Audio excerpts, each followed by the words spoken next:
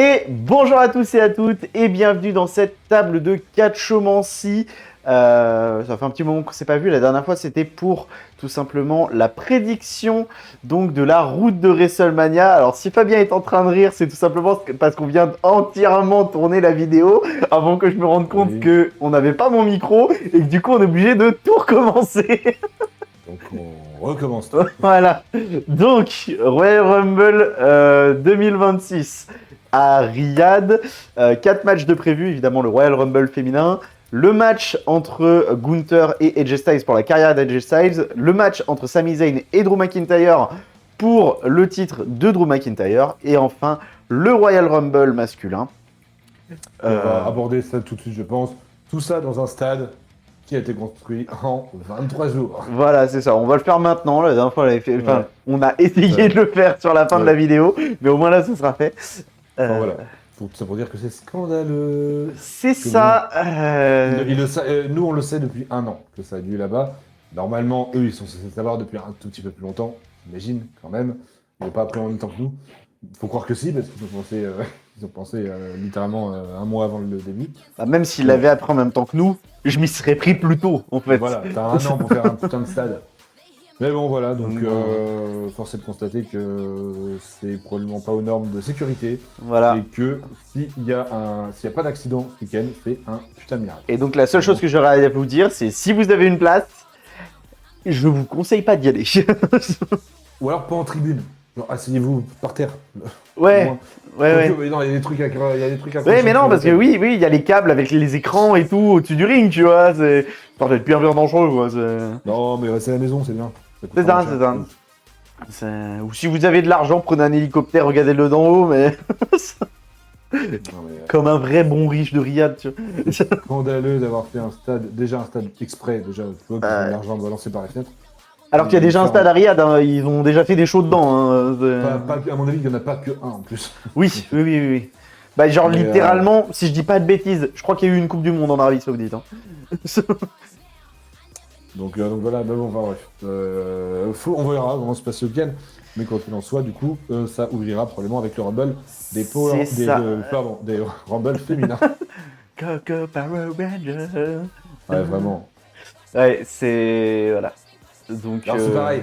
Ça, j'ai des gens qui se fritaient entre eux sur Twitter et sur Insta. C'est pas pour voir les catcheuses en tenue légère oui, non. C'est parce que ça fait partie du personnage. Il y en a, ça fait partie intégrante de leur personnage, la tenue. Bah en fait, typiquement, j'aurais exactement le même mal que si tu me foutais Nia Jax en petite tenue, tu vois, genre en tenue plus fine. C'est pareil, voilà. Ça va pas avec le perso, en fait. C'est pas pour mater.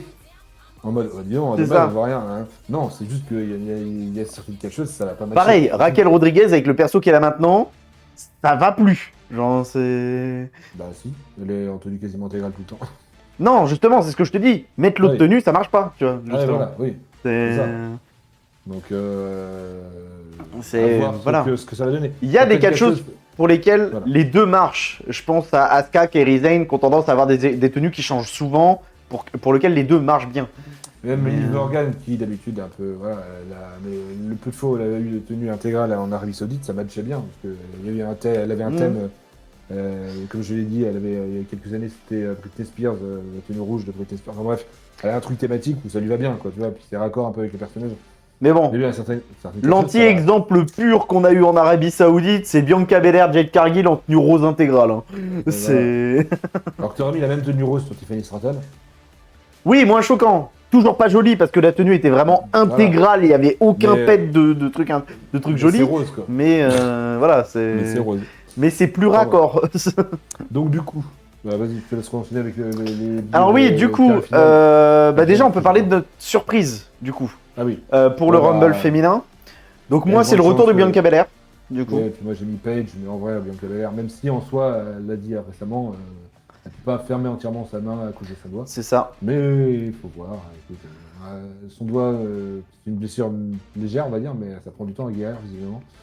Donc voilà. Mais s'il revient, lui, je pense que c'est une des grosses surprises. Il faudrait genre Page, genre ce genre. Ouais. Nikki Bella ou il y a c'est qui est là, c'est Nikki Bella. C'est Nikki Bella qui a là. Donc, Donc, Brie Bella, ouais, pour faire une Brie Bella équipe. serait Mais pas- en vrai, serait on a pas assez déconnant. d'équipes là. Ouais, clairement, On a même trop d'équipes. Parce qu'on n'a plus assez de personnes pour le solo maintenant. c'est ça. Mais du coup, oui. Après, voilà. il y a quelques fractures qui risquent d'arriver. Genre le Asuka Kairi Sane qui risque de péter. Alexa Bliss, Charlotte Flair. Je pense. Qui risque de péter incessamment sous peu. Rumble, ça me paraît un peu tôt aussi. Ouais. Mais Mais, voilà. donc, le quart final, C'est ça. Donc sur nos carrés finales, Fabien a pronostiqué Liv Morgan, Bianca Belair, Jordynne Grace et Tiffany Stratton. Et de mon côté, en commun, j'ai Bianca Belair et Tiffany Stratton. Et en parallèle, j'ai mis Lyra Valkyria et Roxane Perez. Bon, il y a quand même plus de chances que ce soit le tien qui arrive. Notamment parce que Lyra Valkyria n'est pas vendue si forte en ce moment, notamment parce qu'elle est en tag team avec Bayley. Elle est quand même sur l'affiche du Rumble. Oui. Voilà. Et Roxane Perez, je me suis surtout basé sur la performance qu'elle a fait l'année dernière, sachant qu'elle n'est pas passée loin du record, mais qu'elle l'a pas atteint pour les femmes. Et du coup, je me suis dit, elle pourrait peut-être essayer d'aller le chercher cette année. Mais bon, comme on l'a dit, avec les rivalités qu'il y a en ce moment, il y a quand même peu de chances qu'elle y arrive, notamment parce qu'elle risque de se faire un peu plus focus, notamment par Rhea Ripley, Io Sky par exemple. Oui, et puis il y avait même Vacker, enfin tout ce petit monde. Du coup, Vacker sera pas dans le Rumble. Oui, Mais c'est vrai. Peut-être qu'elle veut. c'est peut-être qu'elle veut aussi le titre de Cargill, tu veux dire. Attends, bon, rien à... enfin, je vais pas trop digresser là-dessus, mais il semble qu'il y a une année où Brock Lesnar, en tant que champion, est rentré dans le Rumble, je crois. Ça ne me choquerait pas. Je crois qu'il y a une année, et je crois qu'il y a une année où c'est arrivé. C'est pas 2020, parce que 2020, c'est l'année où il a dominé pendant longtemps avant que Drew McIntyre arrive. Ah ouais. Mais je me demande si c'est pas l'année d'avant.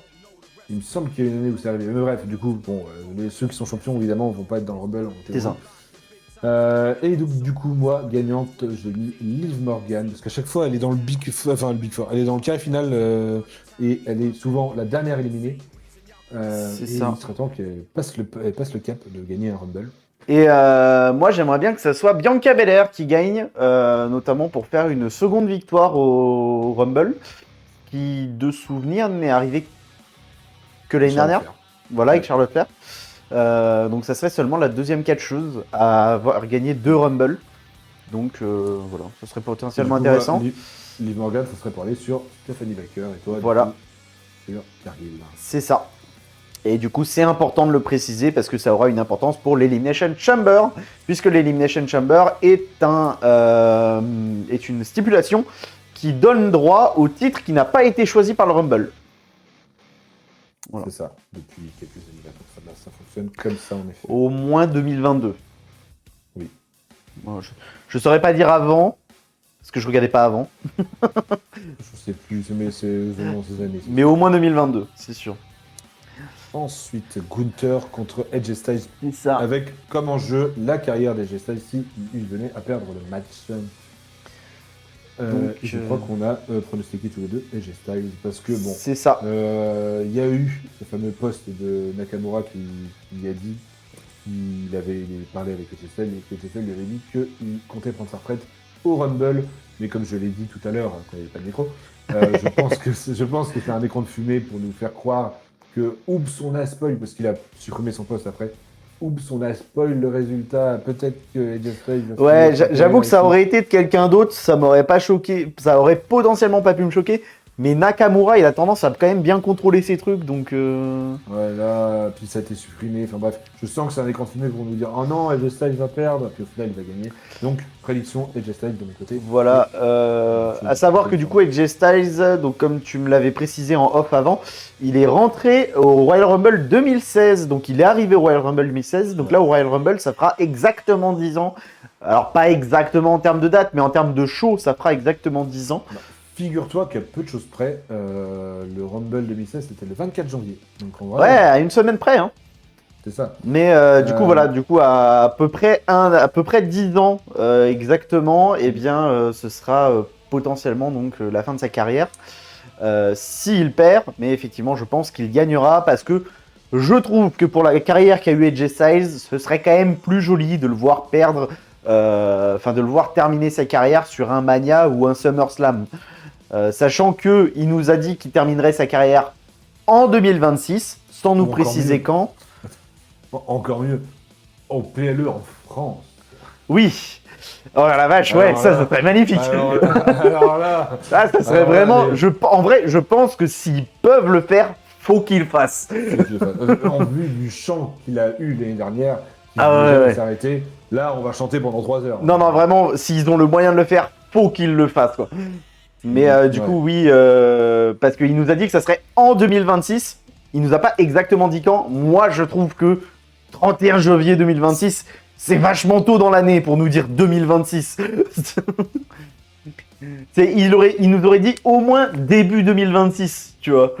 Histoire de nous dire entre Mania et Rumble, quoi. Moi, je trouve ça... Voilà. Moi, j'aimerais bien que ça soit au moins Mania. Mais bon, si c'est Rumble, je comprendrais, ça fait... oui, il y a l'image. Il y a l'image des 10 ans. Voilà, et puis comme on l'a précisé, du coup, quand il n'y avait pas le micro, AJ Styles Gunther, il y a moyen que ça soit le match de la soirée.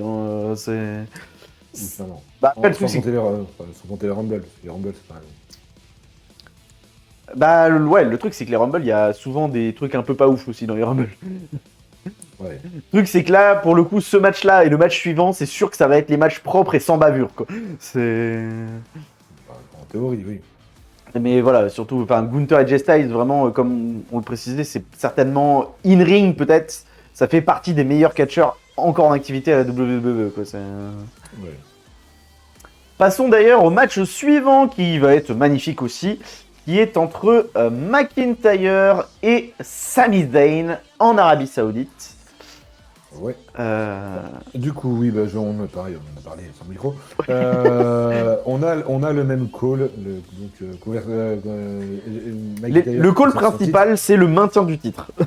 Mais du coup, si dans un monde où Sami Zayn gagne, si c'est pour le faire gagner parce que l'Arabie Saoudite c'est la merde, mais s'il faut gagner en construisant quelque chose d'intéressant et de fort pour la route de WrestleMania, moi ça me dérangerait pas. Mais je pense quand même, parce que il s'est passé des trucs avec Saturday Night Main Event, entre autres, je pense qu'il y aura intervention, le match, alors de là à dire que le match ne va pas se finir clean, je sais pas, mais il y aura des trucs. Il y aura des trucs autour, c'est sûr. Donc, maintien dans tous les cas, d'une manière ou d'une autre, de McIntyre. En fait, moi, le booking actuel me fait très très peur. Donc, j'avoue que une défaite de McIntyre aussi tôt, entre grosses guillemets, depuis, après son obtention, sur Sami Zayn en Arabie Saoudite, ça me fait un petit peu peur. Mais il y a clairement des trucs magnifiques à faire avec McIntyre et Sami Zayn. Je préférerais que McIntyre gagne. Dans tous les cas, je call un maintien de titre par disqualification au pire de Sami Zayn, notamment parce que Jacob Fatu, Cody Rhodes, etc. C'est ça. Et puis, comme on le précisait aussi, on est en Arabie Saoudite. Il y a un monde où on a une défaite par disqualification ou une défaite tout court de Sami Zayn qui revient dans le Rumble et qui gagne le Rumble. Et ça pourrait être magnifique. C'est pas mon call pour le Rumble, de toute façon on va en parler juste après. Voilà, on call non plus. Mais pour le coup, ça pourrait ne pas me déranger, ça pourrait donner un truc joli, ça pourrait donner un beau truc. Je crois que c'est toi qui me le précisais que c'était arrivé avec Becky Lynch il y a quelques années. J'avais fait à peu près la même chose, elle avait perdu son match avant le Rumble féminin et puis elle est rentrée en tant que participante parce que quelqu'un s'était blessé, enfin s'était fait attaquer plutôt pendant son entrée. Du coup, place vacante et puis voilà. Elle avait gagné son Rumble comme ça contre Charles Flair. Il avait éliminé Charles Flair. Après, pour le coup, même s'il gagne pas, rien que le fait de revenir dans le Rumble en Arabie Saoudite, vu comment ils sont fous de Sami Zayn, ça peut être incroyable. Oui, ouais, clairement. Et du coup, justement, le Royal Rumble masculin. Royal Rumble masculin, donc en termes de surprise, même si bon, ça c'est pareil, ça fait partie des rumeurs, mais à mon avis, encore une fois, Internet part dans les rumeurs. J'ai mis Chris Jericho parce que ça commence à en parler, mais peut-être que je me plante. Mais Chris Jericho, ou toi t'avais dit... moi j'ai pris un peu moins de risques pour le coup, parce qu'il est déjà apparu à la WWE il y a pas longtemps. Pour le tournoi du dernier match de Cena. C'est Nick Nemeth, autrement appelé Dolph Ziggler à la WWE, qui est à la TNA à l'heure actuelle. Ça fait plusieurs années qu'on a des catcheurs de la TNA qui apparaissent au Royal Rumble. On a eu littéralement Jordan Grace qui est désormais dans le roster principal. Si je dis pas de bêtises, on a eu Joe Hendry qui est à NXT maintenant. Ouais. Voilà, on a des passages de catcheurs de la TNA. On a. Je change mon call de surprise. Moi, je mets Elio Lefleur. Ah, ça serait incroyable. Mais Ouais, en mais Arabie j'en ai pas, Saoudite, c'est pas le. Non. Et puis surtout que ça serait pas vraiment une surprise vu qu'il est techniquement à NXT, il est déjà à la Ouais. WWE, tu vois. C'est ça. Et bon, jamais il gagne le Rumble, ce serait prendre une place pour prendre une place. Oui. Bah après, pour le coup, il y a des places, ça me dérangerait pas qu'il les remplace. Hein. Oui. Et franchement, à la place de m'envoyer j'allais dire un Creed, mais non, les Creed en vrai, il faut qu'ils aient leur place. Mais bah si, à la place de Delta et Bravo, tiens. Bon, clairement, oui. Voilà, à la place des mecs d'American Made là, tu me fous à Leo Lefleur et puis ça me fera plaisir. Mais bon, j'y crois pas non plus. Hein. Oh, non. Et du coup, oui, puis carré final, du coup. C'est ça. Alors du coup, au niveau du carré final, de mon côté, j'avais pronostiqué Roman Reigns, Randy Orton, Obafemi et Braun Breaker. Et donc, de ton côté, en commun, on a Roman Reigns et Randy Orton. Et donc, toi, les deux autres, c'est Cody Rhodes et Brock Lesnar. Toi, Obafemi, tu l'as mis juste pour le. Ouais, pour en le fait, truc, c'est surtout que pour moi, Obafemi, il sera peut-être pas dans le carré final, mais pour moi, Obafemi, il va arriver et il risque de taper le nombre d'éliminations, surtout, pour le montrer très fort et le revoir derrière dans l'Elimination Chamber, en fait. Oui, bah, il va faire forte impression, je pense, mais. Bah là, Ouais, avec tous les spots promo qu'on a dans les deux shows toutes les semaines, Je sais qu'il arrive. c'est bon. là, pour le coup, Obafemi, franchement, s'ils ont fait tout ça et qu'ils le foirent, Scandale. parce que Obafemi, franchement, il y a de quoi faire. Hein.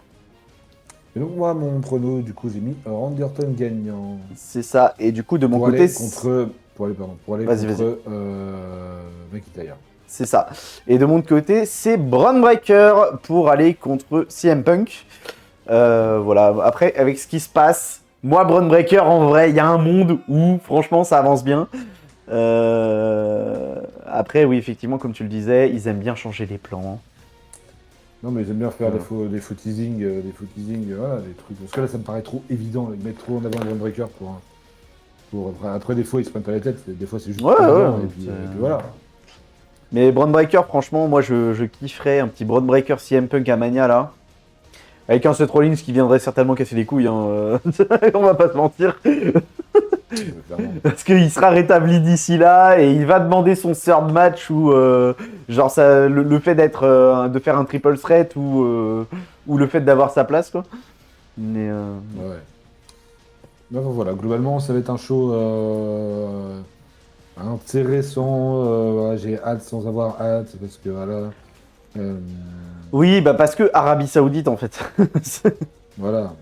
Malheureusement c'est ça. Hein. En fait l'Arabie Saoudite ça ne fait plaisir qu'à l'Arabie Saoudite et à la WWE parce qu'ils touchent le chèque. Après, bon, globalement, souvent les choses sont pas non plus dégueulasses, mais là, c'est- Oui, et puis bah comme on le précisait quand j'avais pas de micro, le public est bon quand même à Riyad. En général, notamment au King of the Ring de l'année dernière, il faisait pas mal de bruit, il chantait bien. Alors, par contre, ils se refroidissent aussi vite qu'ils se chauffent. Ils se mettent en 2 secondes, ils chantent tous, et 2 secondes après, il n'y a plus personne. Mais, mais pour les entrées, ils sont là. En dehors des entrées, c'est le calme plat. Pendant les entrées, ils sont là. Donc on verra, mais de toute façon. L'avantage, c'est que pendant le Rumble, il y en a plein des entrées. Peut-être que d'ici là, tu auras fait la chaîne Twitch. Oui, d'ailleurs, c'est sûr, Ouais. je vais m'arranger pour la faire dans la semaine. Dans la semaine, il y aura une chaîne Twitch, la table du catch, qui va être créée. Tu la crées, tu renommes Ouais, pas, je vais la recréer de zéro. Je vais la recréer de zéro et quitte à créer une adresse mail si j'arrive pas à le faire autrement. Comme ça, je te donnerai les accès aussi et comme ça, on pourra tout simplement stream les PLI. Donc, on les streamera sous ce format-là. Donc, vous n'aurez pas l'écran hein, ici à l'endroit où vous avez les images. Vous aurez aussi les images des matchs pour tout simplement pas qu'on se fasse striker. Et tout simplement, si vous mettez le show sur Netflix et que sur un écran à côté ou sur votre téléphone, vous nous mettez, et tout simplement, on commentera le show en direct. C'est tout simplement comme ça que font 90% des streamers, parce que sinon, tout simplement, on se fait striker, on se fait dégager. Surtout quand on est en live. Quand on regarde ça un petit peu après, en différé, on a moins de chances de se faire dégommer. Mais en live même, c'est quasiment sûr qu'on se fait dégommer. Donc voilà. Sur ce, je pense qu'on n'a plus trop rien à dire. Là, c'est bon, il y a eu le micro, donc la vidéo est bonne. Tout est bon. Sur ce, bonne journée à tous. Et puis, vu qu'on est au Rumble, on aura peut-être des trucs à dire sur 2K26. Donc on fera peut-être... Ouais. De toute façon, d'ici pas longtemps, va y avoir des vidéos sur 2K26 qui vont commencer à arriver. Et très certainement, après WrestleMania, on reprendra les MyGM, de toute façon. C'est ça. Voilà. Globalement, il y a eu les covers qui ont été dévoilés. Pas la principale, mais les éditions spéciales. Mais je pense qu'une fois que toutes les covers seront sorties, on pourra potentiellement faire une petite vidéo pour en parler, justement. Ouais. Donc certainement après le Rumble, en fait, puisque au moment du Rumble, il y a les précommandes qui vont sortir. Oui, donc ils vont voilà, ils vont dévoiler les covers. On aura certainement le site avec des choses à dire sur le site. Donc voilà.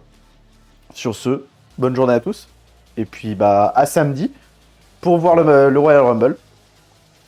Salut! Salut!